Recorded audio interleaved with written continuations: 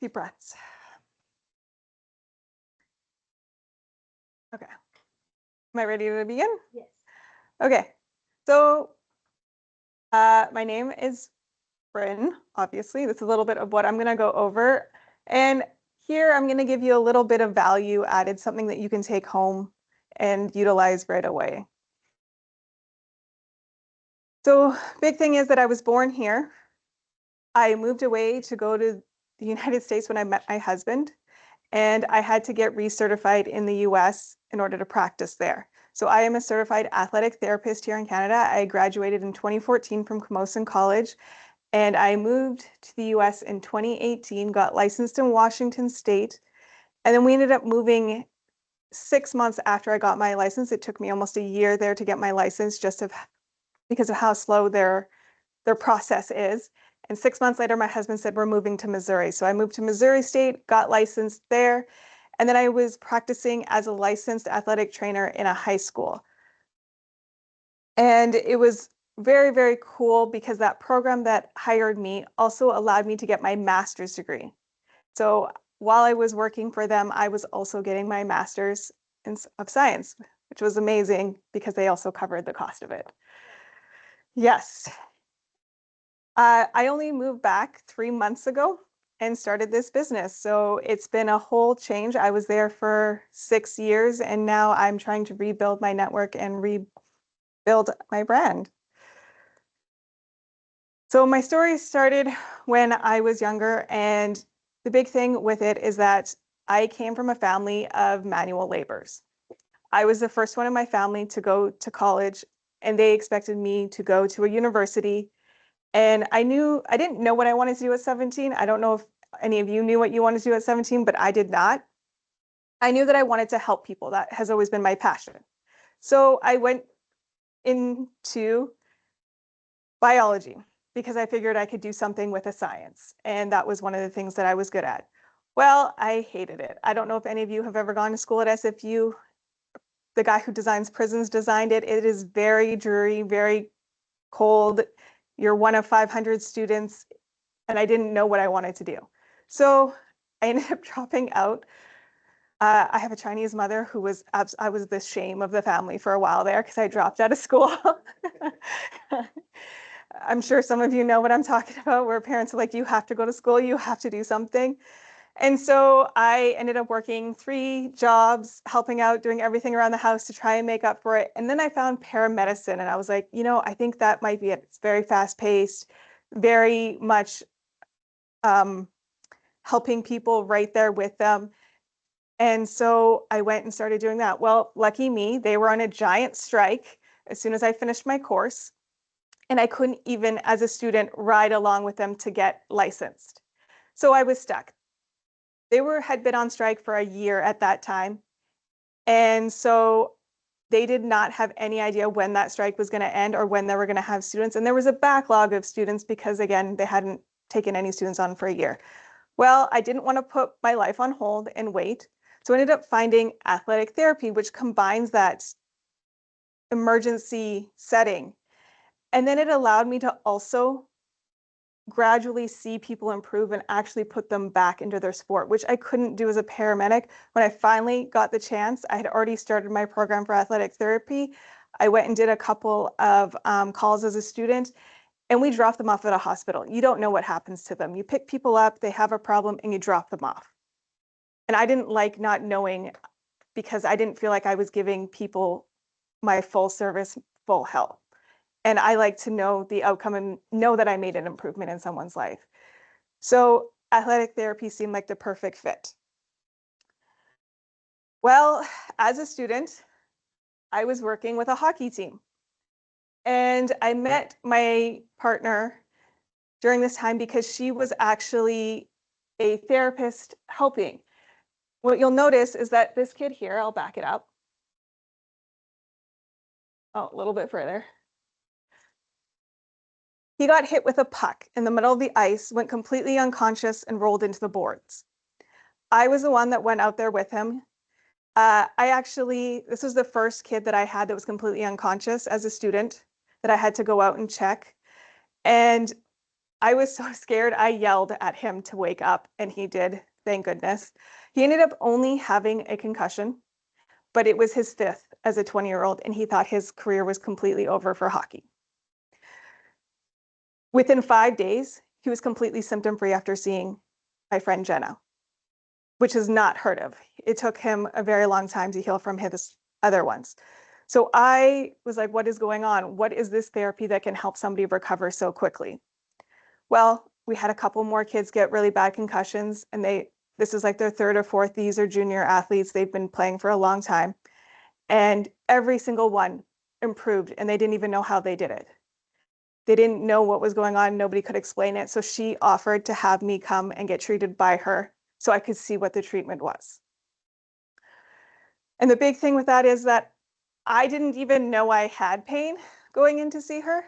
I didn't realize how much tension, stress, and everything else that I had. And she relieved it all within 3 sessions.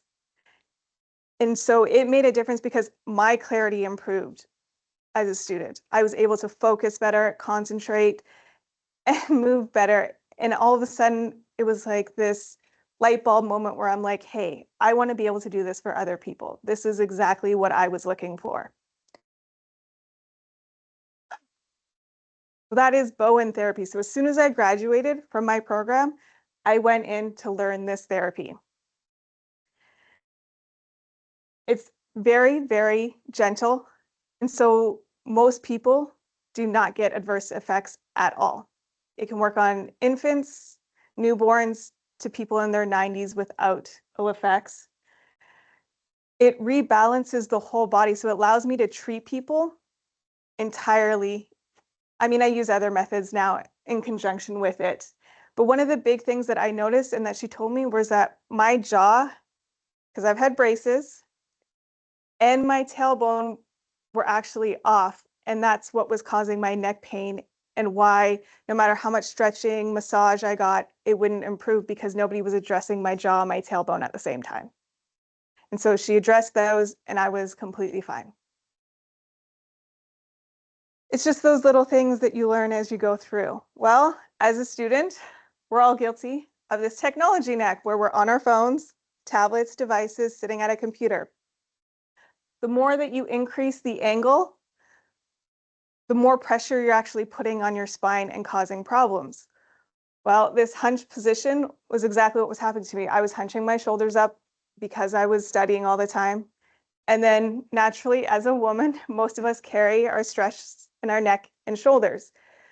And so it was like, and that can create a lot of fogginess, fatigue, and they've actually been able to show that it changes our moods as well because right in here, if you get tension, you tend to get headaches as well.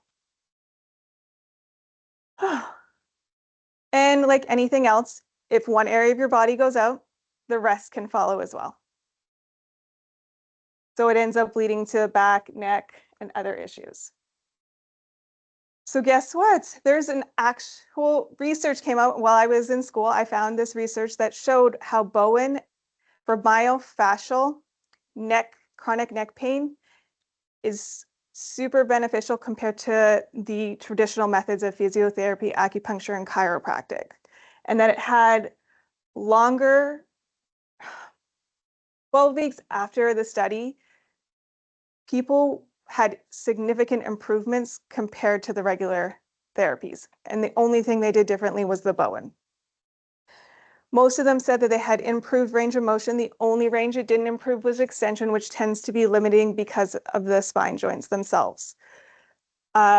Pain improved and was still significantly higher with improvement 12 weeks after the treatments. And then the biggest things that I wanted to show was the quality of life. So PHQ-9 is actually the form or assessment for depression. NDI is a neck disability index that they use as physiotherapists.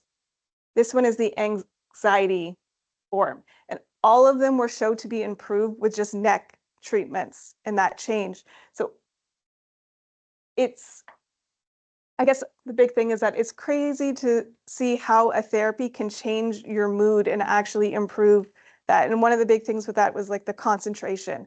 Even when I work on people with chronic fatigue, they will say that as soon as they sit up from the treatment, it's like their eyes have been opened up. They feel awake, like the world seems brighter. They're able to concentrate better. And so I guess that's a good thing for entrepreneurs because we tend to move into burnout. So here are some things that you guys can do at home to help with this. So one of the big things to help with that technology neck is our posture. We want to imagine as if there's a coat hanger in our shoulders. We have to be out straight. Lengthen through the neck, tuck the chin in slightly. It almost feels like your shoulder blades are slightly flat. Yes, perfect. Chin tucks are another great exercise. So placing your thumbs underneath your chin and then trying to tuck your chin into your throat. And you want to hold for 5 seconds. And it should almost feel like a little bit of pressure in the back of your head when you're doing it. And that's how you know you're doing it correctly. And then neck stretches. So ear to shoulder, but then you want to look down into your armpit and you'll probably feel that tension move all the way through. To make it even stronger, you can reach your fingertips and your other arm down to the floor. Yeah. Other side. So ear to shoulder and then look down towards your armpit. Perfect. Shoulder blade squeeze is you want your elbows pinned to your sides, palms facing up, bent at 90. And then you want to gently turn your hands out, squeezing your shoulder blades together. Now, you don't want to open up all the way where you're lifting your chest. That's too far. You just want to feel your shoulders open and a slight squeeze in between the shoulder blades. It's another good one. And then cat-cow is for overall spine mobility, which you can do seated, hands on your knees, round the back, tucking your chin into your chest, and then slowly look up, arching your spine. You can just roll through the movements about 5 times. The slower you move, the more benefit you're going to get from it.